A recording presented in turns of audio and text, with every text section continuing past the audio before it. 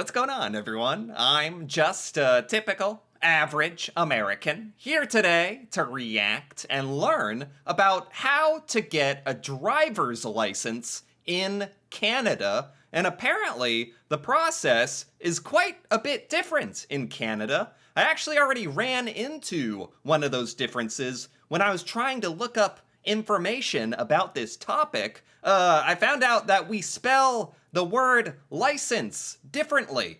Go figure, you know?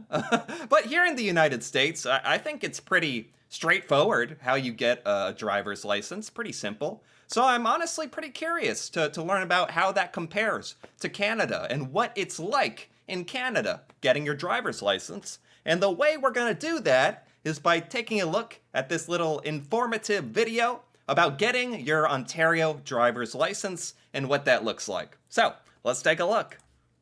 So you live in Ontario and you want to get a driver's license. Oh yeah. Maybe you've already heard about Ontario's graduated licensing system. No. To earn your full driver's license, you need to progress successfully through 2 learner levels to get your full G license. Wait, whoa, stop. Stop the video. Wait, what are we talking about? Graduated license program? Already heard about Ontario's graduated licensing system. Graduated licensing system. I can't even say it. Then they're talking about 2 learners levels?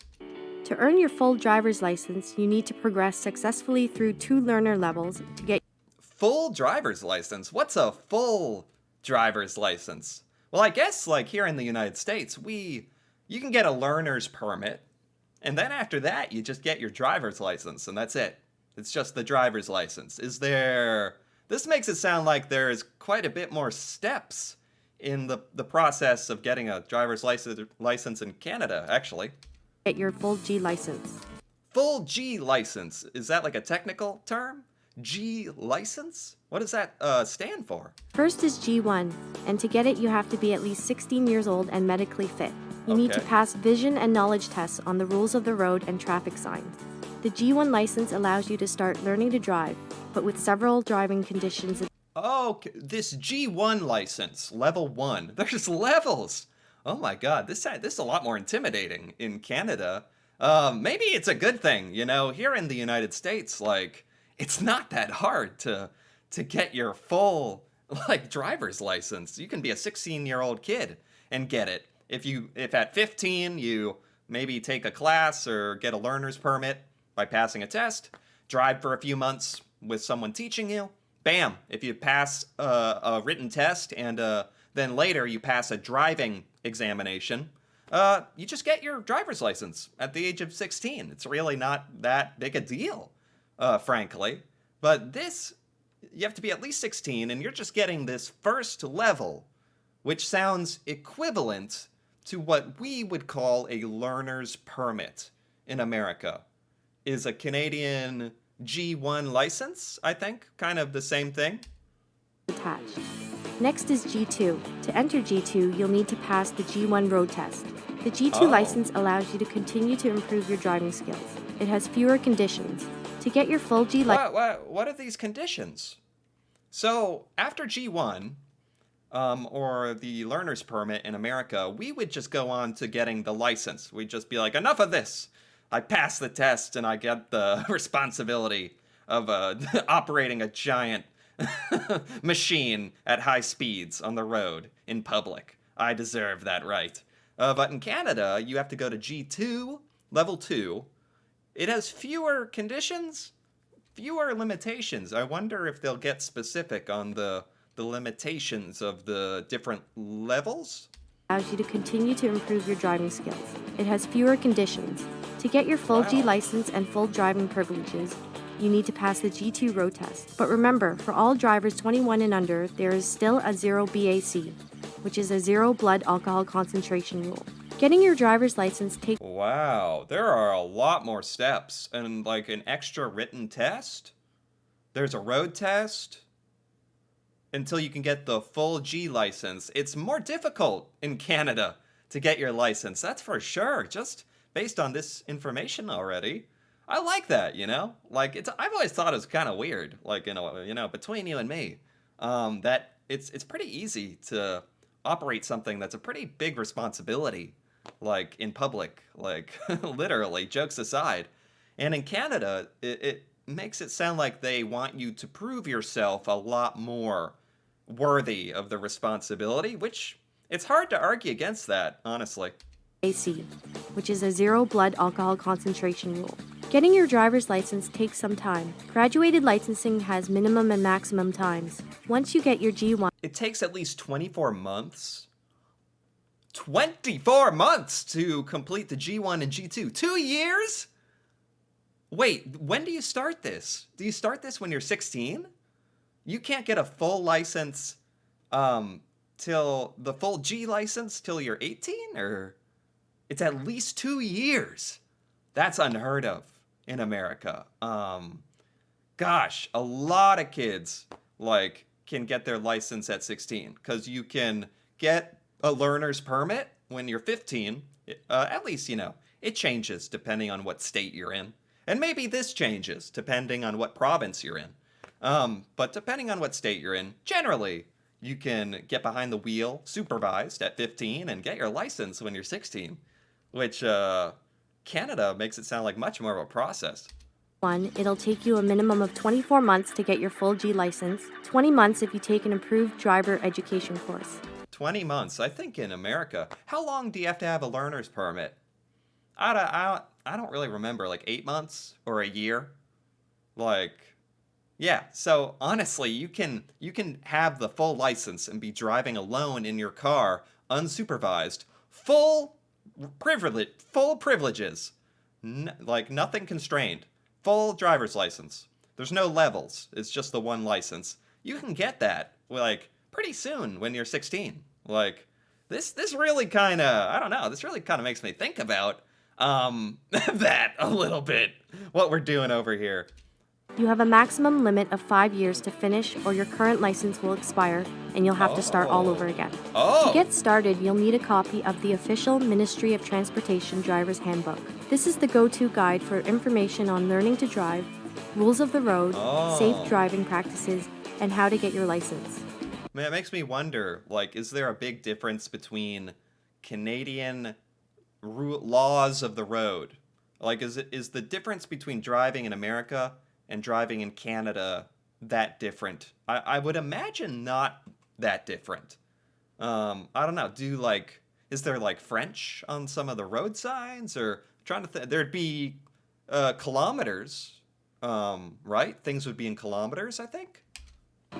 You can order it through the Service Ontario website, or you can buy it at any drive test center and some retail outlets. Huh. You can also visit the Ministry of Transportation's website for a copy and other useful information for new drivers. So Before you you memorize this handbook of information. That's something similar to that in the United States, where you got to learn the rules of the road. Sure. get your G1 license, you must know the rules of the road and its signs. The handbook will prepare you for the G1 knowledge test. When you're ready, you can take the test at your local drive test examination center. Check the drive test website or a phone book for a location near you. The website will guide you through everything you need to bring to the test, which includes 2 pieces of acceptable ID and the fee. And if you wear Wow. glasses, It's funny that it needs 2 pieces of ID. Yeah, here in the United States, I mean, most people here don't have a passport. It's actually hard to have 2 pieces of ID here. And the driver's license itself is everyone's like ID. Like in the United States, everyone has a driver's license, and that is your ID that you use for the rest of your life. So maybe that's a little different in Canada. or contacts, remember to bring them with you because there is a vision test. They will also take your picture for your license. Once you've passed the knowledge and vision tests, you need to know about the G1 license driving conditions before Okay. you get behind the wheel. You always need to have an accompanying driver in the front seat beside you. They are Okay, so this is the limitations of the G1 that they were talking about. There's like 3 levels: G1, G2, and G, I think. And I was curious, like, what's the limits on those? So this is like an American learner's permit, the G1. You need somebody like in the front seat with you who has a driver's license and can watch you. are the only other person allowed in the front seat with you while you drive. They must have a valid G license, at least 4 years of driving experience, and have a Oh, blood alcohol concentration of less than 0.05%. yeah, However, if yeah, they are 21 or under, they should have a 0 BAC in case they need to drive. And sure, everyone in your vehicle must wear a working seatbelt. One seatbelt yeah, per person. yeah. No sharing. And you must not drive between midnight and 5 a.m. There's a limit on when you can drive? The time? I never thought about that. I don't there's no limit that I'm aware of with a learner's permit here that of when you can drive. It's just like whatever whenever someone wants to accompany you. So with this G1 you can't drive at certain hours. 12 to 5. You better not be doing a late night, what, like Tim's run. That's the first thing I could think of that a Canadian might be doing at 3 a.m. But then you got to drag your mom or with you in the car, and it's a whole thing. What else do we have? or use the 400 series and other high-speed expressways, such as the QEW. Whoa, no highways? Wow, that's a big difference too. No, I don't know what a 400 series highway is, or a high-speed expressway, because there's no limit like that here. When you're learning with your learner's permit here, you just go wherever. Maybe there's some rules on this that I'm not aware of, but as far as I know, you just go wherever. No one ever told me. Like, and I thought it made sense. You got to learn to drive on the highway before you get your driver's license. So you got to practice. I don't know. Is the American driver's license process like trial by fire? Are we just throwing our kids like into this? And if they survive, great. You get to drive a car. Good job. Don Valley Parkway, the Gardiner Expressway, or the Conestoga Parkway, unless you're with a licensed driving instructor. Finally, So those are like particular places you cannot drive, even with this license. Wow. there's one more really important graduated licensing condition in Ontario for new drivers. I could just tell you what it is, but it seems most people already know. I know that. It's zero BAC. Zero blood alcohol Oh yeah, concentration. yeah. Nothing to drink. Of course, drugs are illegal for everyone. You must Yeah, I mean, this isn't even a question here in America because you need to be 21 years old before you're allowed to drink alcohol. And no American has ever, in history, ever drank alcohol under the age of 21. For sure. Definitely. Yeah, definitely true. be completely unimpaired. That's right, no alcohol in your system at all. You Right. must be completely sober. This condition not only keeps you alive and safe, it's also the law. It's Right. strictly enforced and it applies to all drivers 21 and under, Wow. G1, G2, and full G licenses. G1, G2, and full G, you have to have 0 blood alcohol level, even if you are of legal drinking age. Wow. If you're going to get your license and keep it, there's no other choice. That's it for now, but be sure to check out the other videos in this series and find Wow. Okay, so there's other parts of this I want to take a look at. There's a part 2. Let's keep going. This is interesting.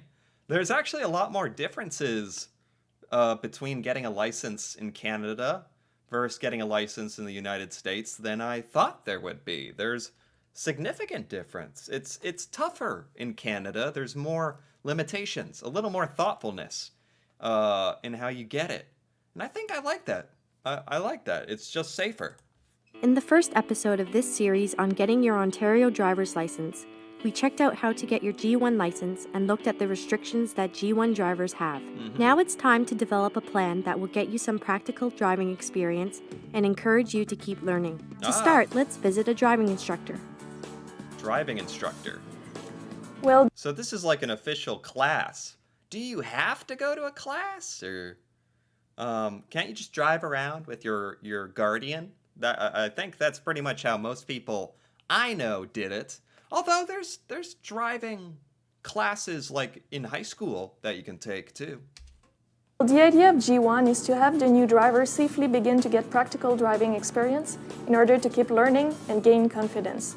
Although they did say if you go to this driving school, I think you can reduce the amount of time it takes to get your full G license. So that's a perk. Ultimately, this will allow a new driver to continue on to the next level.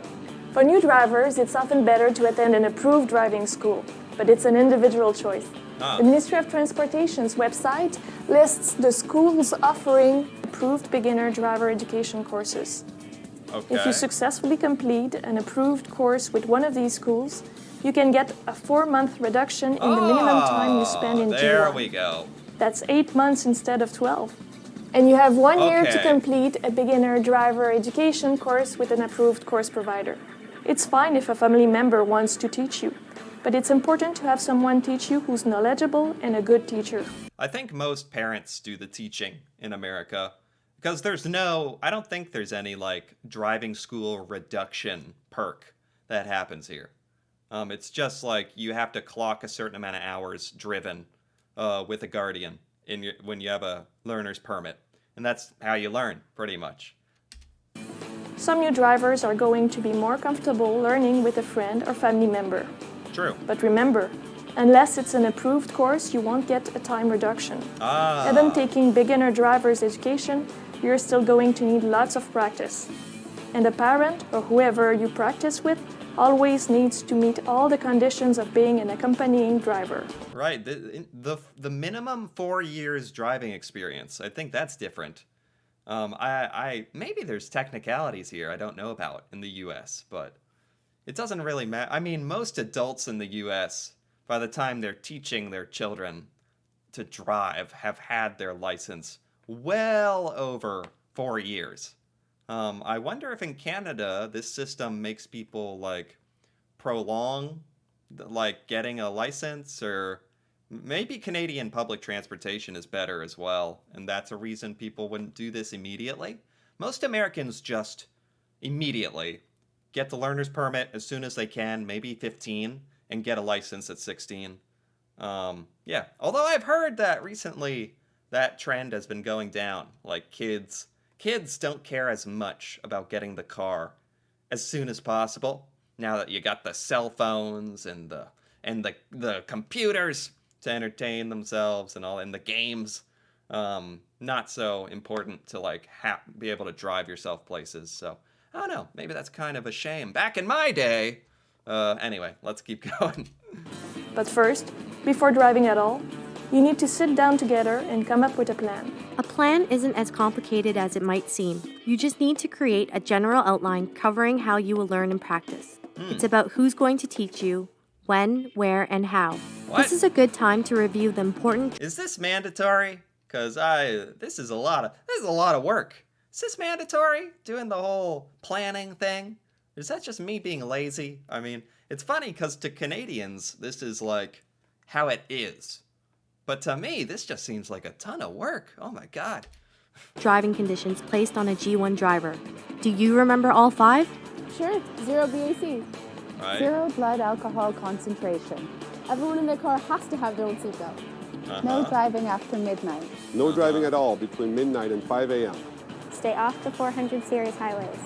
And all high-speed expressways where the speed limit is over 80 clicks. In a company Okay, so those are the limitations on the G1.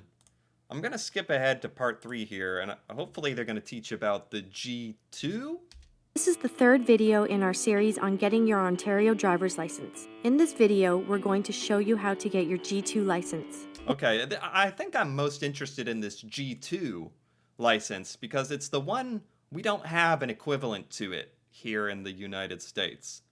I think the G1 is like our learner's permit. The full G is like our driver's license. This G2 is like very, very Canadian thing. I don't understand it. Once you've had your G1 for at least 12 months, or 8 if you've completed an approved beginner driver's education course, you're Right. probably going to begin feeling that you're ready for your G2 and that you'd like to shed Oh some my God, I'd be feeling ready for my driver's license. I'd be like, hey, it's been a year here. I get it. I just don't know what it's like driving around at 3 a.m. yet, but because of that stigmatization. And I'd be ready for my driver's license, but in Canada, you just are going to get your second level. some of those G1 driving conditions. First, you need to go online or call and book an appointment for your G1 road test at your local drive test examination center. Oh, it's a road test. It's a full-on road test to prove your skills. To get the G2? Then what? Do you have to do another road test to get the full G? There's 2 road tests instead of 1 in Canada. Wow. Passing the G1 road test advances you to the G2 level, which has fewer conditions and gives you more independence as you keep developing your driving skills. Okay. In G2, you can also start getting some experience driving on 400 series highways and other Right. high-speed expressways, such as the QEW, the Don Valley Parkway, the Gardiner Expressway, or the Conestoga Parkway. Oh my god, this is like a 4-lane highway. Oh my god, what a nightmare. It's funny because depending on where you live in the United States, almost determines how difficult your driving test is. Because if you're in an area of the United States where there's no big highways or not much traffic, that's still where they're going to test you driving. It's like a hack. It's like a cheat. Little driving hack there. They just test you in wherever you are, which might be a small population and not much drivers. And then your test is very easy compared to having to take a test on God knows what highway, that 5-lane highway this is. On the day of your G1 road test appointment, you should arrive at the Drive Test Center at least 30 minutes ahead of your scheduled test time. Okay. That will give you plenty of time to get checked in with your paperwork and get ready to start the test at your scheduled time. Oh, Once man. checked in, you should return to your car, and the first available examiner will meet you there for your test. No one else can accompany you for the actual test. It will just be you and the examiner. Right. For the test, bring a roadworthy vehicle to drive, 2 pieces of acceptable ID, and wear your Okay, I'm going to skip ahead a little bit to the test. I get it. 2 pieces of ID again. Got it. off, backing up, driving along a street. Oh, this is what you're tested on to get your G2. This is what you need to know to get only the middle one, the middle license. Driving. It'll involve starting off, backing up, driving along a street, navigating intersections, left and right turns, Yep. and parking, including on a slope. Examiners will check that these maneuvers are done safely, legally, and with confidence. In the American driver's test, the big part of the test is always parallel parking. You have to be able to you have to prove you can parallel park with proper technique. That gets everyone. And I mean nowadays, your car might have a rear view camera that really helps a lot, honestly. Back in my day, you had to look out, crank your neck, hurt your shoulder, looking out the window, backing up, parallel parking. Oh, goodness. Okay, I didn't hear that as part of this test. I assume it is part of the test. So this is a full-on driver's test, but you don't even get your driver's license after it. You just get a second, probationary license. Most people are pretty well prepared, but some of the more common problems are failing to yield the right of way, unsafe lane changes, speeding or going too slowly, failing to obey road signs or traffic signals. Sure. And of course, Oh, any law there it was. 30 going too kilometers slowly, an hour. failing to obey road signs or traffic There it is! 30 kilometers an hour, not miles. Kilometers. I'd be like, what is this? What does that say? 30, and then who knows what would happen after that. signals. And of course, any loss of control, for example, jumping a curb while parking, would be a problem. There's a lot on the driver's plate when they first start driving, but if they've been conscientious about their training and value safety, they're usually fine. Sure. The examiners aren't looking to fail anyone. They just want to make sure new drivers are going to drive properly and aren't a danger to themselves or others. Yeah. And the really great thing about all of this is, once you pass, you will have earned way more driving independence. Really? In G2, you will no longer need an accompanying driver. You'll be Whoa, what? So I didn't know, in G2, you no longer need an accompanying driver. You're driving alone. This is much closer to a proper driver's license, full responsibility G license than I thought. So this is almost like getting a license at this point. You're driving alone. You can drive at the road at any time. be able to drive on any road at any time, though Wait. teen drivers still need to limit the number of teen passengers after midnight. This is almost like having a driver's license. The official driver's handbook has all the details. It's available on the Ministry of Transportation's website. G2 still has a 0 blood alcohol concentration requirement, Right. seatbelt condition, Late night passenger restriction, and increasing penalties. Oh, there's penalties. Okay, so you still don't have your license yet, so there's penalties. Licensing conditions, or any driving offense that results in 4 or more demerit points. Demerit points? Oh, God. You can have your license suspended for 30 days, 90 days, and then your license just canceled.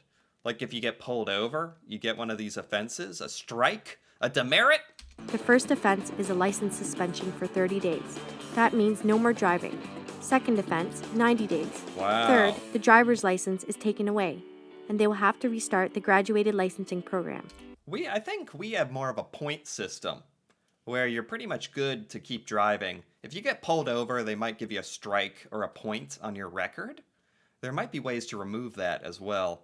And then nothing really happens to you until a certain amount of points get accrued, and then you might lose your driver's license. I think, I wouldn't know personally, because I'm an excellent driver.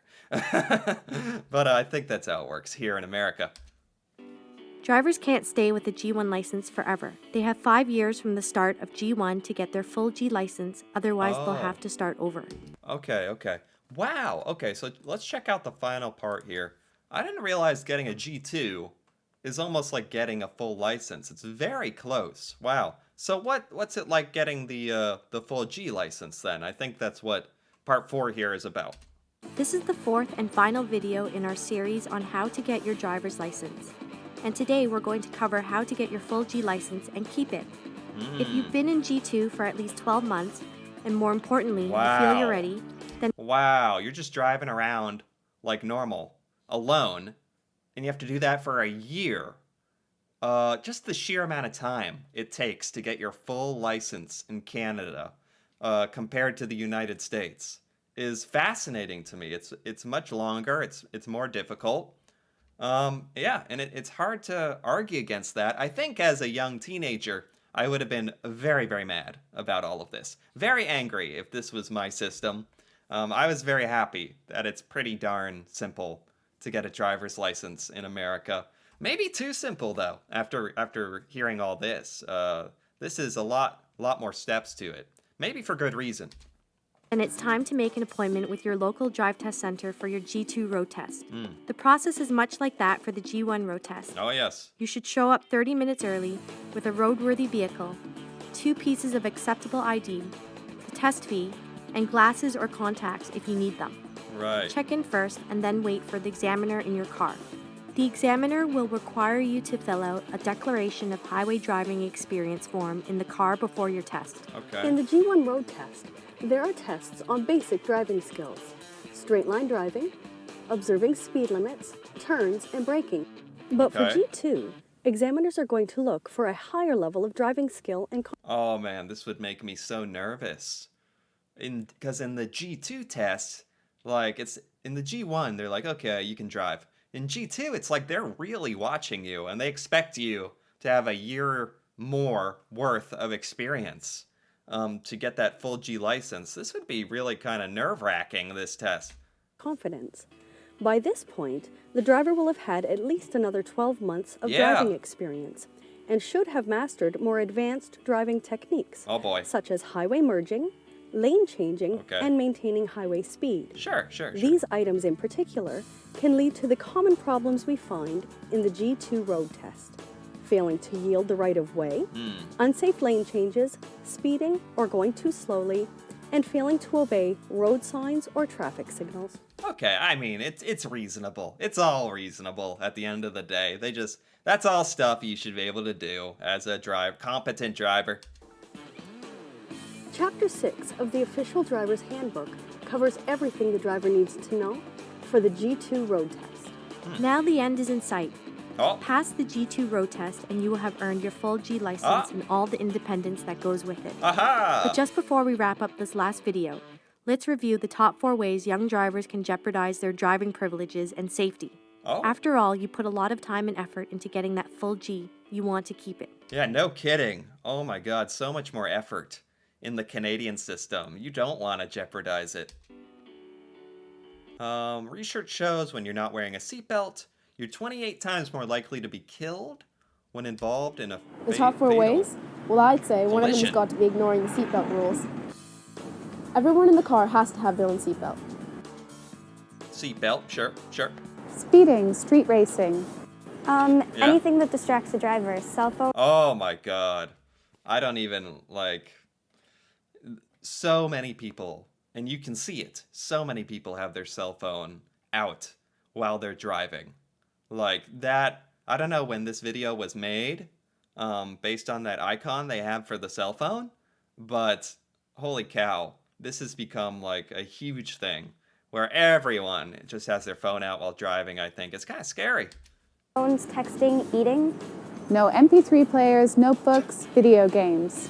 I would say no alcohol. No video games while driving. I say that joking, but you could play video games on your phone while driving. I'm sure, some of the people around here, I'm sure are doing that, but based on the way they're driving, probably, I hope they're getting a high score or something, because they have no idea what's going on. For sure. Or drugs, like never. If you're going to drive, you need to stay focused. That's the key to the whole thing. So thanks for watching and stay focused. Wow, and there you have it. That was fascinating. That was actually by the Ontario government YouTube channel. Very, very helpful for me. Even as an American, this was fascinating to me. I didn't realize driver's license tests and different levels and the whole process could be so different between Canada and America. I did not expect that. But I went into this kind of curious, and that curiosity has been satisfied. This was actually really, really interesting and kind of eye-opening that there's another way to do this that I've never heard about or learned about. And it definitely has been eye-opening. And it's made me think, is the way we do it the best way? The safest way? Well, no, because it's literally not as comprehensive as this system here. So I actually had a real great time learning about this. Anyway, if you enjoyed this as well, feel free to give this video a like or leave a comment with your thoughts on getting a license in Canada and what that's like. And if you're interested in more videos like this, me reacting to Canada and Canadian culture, feel free to subscribe for more.